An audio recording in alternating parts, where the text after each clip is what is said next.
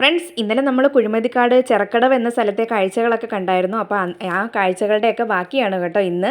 അപ്പോഴേ ഹസ്ബൻഡിൻ്റെ ഫ്രണ്ടിൻ്റെ വീട്ടിൽ പോയപ്പോഴാണ് ഈ കാഴ്ചകളൊക്കെ നമ്മൾ കണ്ടതെന്ന് ഞാൻ പറഞ്ഞായിരുന്നല്ലോ. ആ ചേട്ടൻ്റെ കൃഷിസ്ഥലമാണ് കേട്ടോ ഇപ്പോൾ നമ്മൾ കണ്ടുകൊണ്ടിരിക്കുന്നത്. ഇഷ്ടംപോലെ വാഴയും അതുപോലെ തന്നെ കപ്പയൊക്കെ ഉണ്ട് കേട്ടോ. ഇവിടെയൊക്കെ പന്നിശല്യവും കുറുക്കനും ഒക്കെ ഉണ്ടെന്നാണ് ആ ചേട്ടൻ പറയുന്നത്. സത്യം പറഞ്ഞാൽ ഇത് കൊല്ലം തന്നെ ആണോ എന്നാണ് എനിക്ക് സംശയം. കാര്യം എന്ന് വെച്ചാൽ കൊല്ലത്ത് ഇത്രയും ഗ്രാമഭംഗിയുള്ളൊരു സ്ഥലമൊക്കെ ഉണ്ടെന്ന് എനിക്കറിയത്തില്ലായിരുന്നു കേട്ടോ. നമ്മൾ പ്രോപ്പർ സിറ്റി ആയതുകൊണ്ട് നമുക്ക് ഈ ഒരു കാഴ്ചകളൊക്കെ ഭയങ്കര ഒരു പണ്ട് ഞാൻ കോട്ടയത്തായിരുന്നു എൻ്റെ അമ്മയുടെയൊക്കെ സ്ഥലം. അപ്പോൾ അവിടെ കണ്ട കുറച്ച് കാഴ്ചകളൊക്കെ വീണ്ടും കണ്ട പോലൊരു ഫീലായിരുന്നു. ഈ കാണുന്നത് കുഴിമതിക്കാട് തന്നെയുള്ള ചിറക്കടവ് എന്ന സ്ഥലത്തുള്ള ഭഗവതി ക്ഷേത്രമാണ് കേട്ടോ. ഈ അമ്പലവും ഇവിടുത്തെ ആ ചുറ്റുവട്ടത്തുള്ള കാഴ്ചകളൊക്കെ പെട്ടെന്ന് എല്ലാവർക്കും മനസ്സിന് ഭയങ്കരമായിട്ട് ഇഷ്ടപ്പെടും കേട്ടോ. കാര്യം എന്ന് വെച്ചാൽ അത്രത്തോളം നല്ല നിശബ്ദമായിട്ട് എന്താ പറയുന്ന ആ ഒരു ഗ്രാമത്തിൻ്റെ ഒരു നല്ലൊരു കറക്റ്റ് ഒരു ഭംഗി എന്താണെന്ന് വെച്ചാൽ അവിടെ ചെന്ന് നോക്കുമ്പോഴത്തേക്ക് നമുക്ക് കാണാം വയലും കാറ്റും അതുപോലെ തന്നെ ദേ ഒരു കാവും ഇഷ്ടംപോലെ കിളികളായിരുന്നു കേട്ടോ. കിളികളുണ്ട്.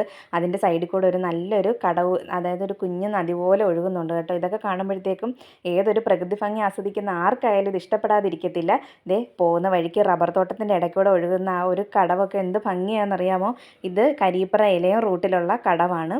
അപ്പം ഈ കടവിൽ പണ്ടൊരിക്കലും ഞങ്ങൾ വന്നിട്ടുണ്ട്. പക്ഷെ അന്ന് ഇങ്ങനൊരു ഞാൻ യൂട്യൂബ് ചാനൽ തുടങ്ങാത്തൊരു സമയമായതുകൊണ്ട് എനിക്ക് അതിനെപ്പറ്റി എല്ലാവർക്കും പറഞ്ഞു കൊടുക്കാനൊന്നും പറ്റിയില്ല. അപ്പോൾ ഇന്ന് ഞാനിങ്ങനെ ഇതിന് വേണ്ടിയിട്ടേക്ക് വീഡിയോ ഒക്കെ എടുത്ത് എല്ലാവരെയും കാണിക്കാൻ പറ്റിയത് തന്നെ എനിക്ക് ഭയങ്കര ഒരു സന്തോഷമായിട്ട് തോന്നുന്നു കേട്ടോ. ഇതിപ്പോൾ എൻ്റെ ഫ്രണ്ടിൻ്റെ മോൻ നേരത്തെ അവിടെ കിടന്ന് കുളിച്ച ആളാണ്. ഇവിടെ വന്ന് അടുത്ത കടവ് കണ്ടപ്പോൾ അവൻ അവിടെയും ചാടി ഇറങ്ങി തുടങ്ങി കേട്ടോ കളിക്കാനായിട്ട്. അപ്പോൾ ദേ നേരത്തെ പറഞ്ഞ പോലെ തന്നെ കണ്ണാടി പോലെ എന്ന് പറഞ്ഞപ്പോൾ ഒരാൾ പറഞ്ഞു കണ്ണാടി പോലെ എന്നല്ല പറയേണ്ടത്, കണ്ണീര് പോലെ എന്നാണ്. അപ്പോൾ അതുപോലെ തന്നെയാണ് കേട്ടത്. കണ്ണീര് പോലെ നല്ല തെളിഞ്ഞ വെള്ളമാണ്. അപ്പം ഇവിടുത്തെ ഒരു പ്രത്യേകത എന്ന് പറഞ്ഞാൽ അധികം മലിനമൊന്നും ആക്കിയിട്ടില്ല ആൾക്കാർ. ഒരുപാട് പ്ലാസ്റ്റിക് വലിച്ചെറിയുകയോ അല്ലെങ്കിൽ മറ്റ് അങ്ങനൊരു ഇതായിട്ടൊന്നും തോന്നിയില്ല കേട്ടോ, മലിനപ്പെട്ടതായിട്ട്. നല്ല നല്ല ക്രിസ്റ്റൽ ക്ലിയർ ആയിട്ട് കിടക്കുന്ന വെള്ളമായതുകൊണ്ട് നമുക്ക് ധൈര്യമായിട്ട് നമ്മുടെ മക്കളെ ഇറക്കാം. കാര്യം എന്ന് വെച്ചാൽ അങ്ങനെ കുഴികളോ കാര്യങ്ങളോ ഒന്നുമില്ല. നമുക്ക് നമ്മുടെ മക്കളെ ധൈര്യമായിട്ട് കളിക്കാൻ വിടാവുന്നൊരു സ്ഥലമാണ് കേട്ടോ. ഒരുപക്ഷെ അധികം ആൾക്കാർ ഇങ്ങോട്ട് വരാത്തത് കൊണ്ട് തന്നെ ആയിരിക്കും കേട്ടോ ഈ വെള്ളം അധികം മലിനമാക്കപ്പെടാതെ ഇങ്ങനെ നല്ല കണ്ണീര് പോലെയൊക്കെ ഒഴുകുന്നത്. ഇത്രയും വേനലൊക്കെ കടുത്ത് വരുന്നൊരു സമയത്ത് നല്ല തണുത്ത വെള്ളവും അതുപോലെയുള്ള ഈ ഒരു അന്തരീക്ഷവും ഉണ്ടല്ലോ. വെയിലൊന്നും അധികം അടിക്കാത്തൊരു സ്ഥലമാണ്. റബ്ബർ തോട്ടത്തിൻ്റെ നടുക്ക് തന്നെ ഉള്ളൊരു നീരുറവ ആയതുകൊണ്ടാണ് കേട്ടോ. അടിപൊളി ഒരു സ്പോട്ടാണ്.